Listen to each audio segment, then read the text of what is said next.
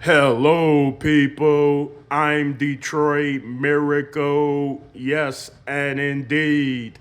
Right now, I am here to have more fun comic book discussions.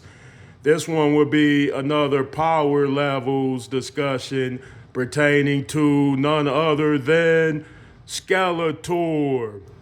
I would be comparing Skeletor's power levels with him seeing in the cartoon or comic book compared to him being characterized on the big screen in live action.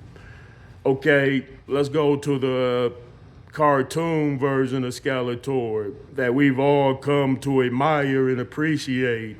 He's creationistic, devious, powerful. He's always got some kind of scam going. He-Man, his arch enemy, is very powerful and strong too, but it seems like Skeletor has an edge over He-Man because Skeletor could cast spells, he can project energy, he can make objects fly with his mind, he can teleport, and he has even more powers than that. Nevertheless, on the cartoon, He-Man always beat Skeletor. Now I'm talking about the overly powered Skeletor from the cartoon characterization when he has a million different powers, but he can never beat He-Man for some reason. Now let's skip ahead to the live action characterization, which came years later after the cartoon characterizations of Skeletor, and that includes the comic book lines too. Now we go to a movie where they characterize Skeletor as some kind of interstellar conqueror that has android armies, mercenary armies, and the armies are still made up of creature kind, but they totally changed it in terms of how they characterize Skeletor's leadership in the cartoon or animation as compared to the live action.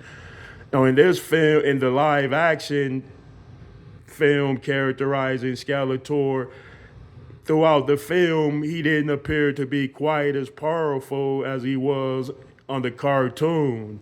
Yeah, so in the live action, Skeletor didn't cast a lot of spells and use a multitude of powers that you would see him using on the cartoon until at the very end when he managed to finally get the powers of Grayskull.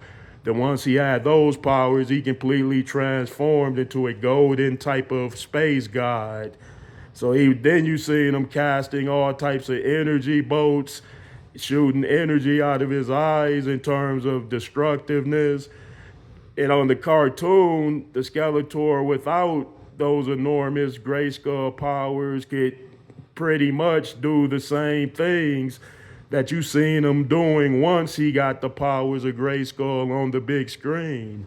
So it's a bit of confusion as to how powerful Skeletor was in that movie in terms of the powers he had available to use.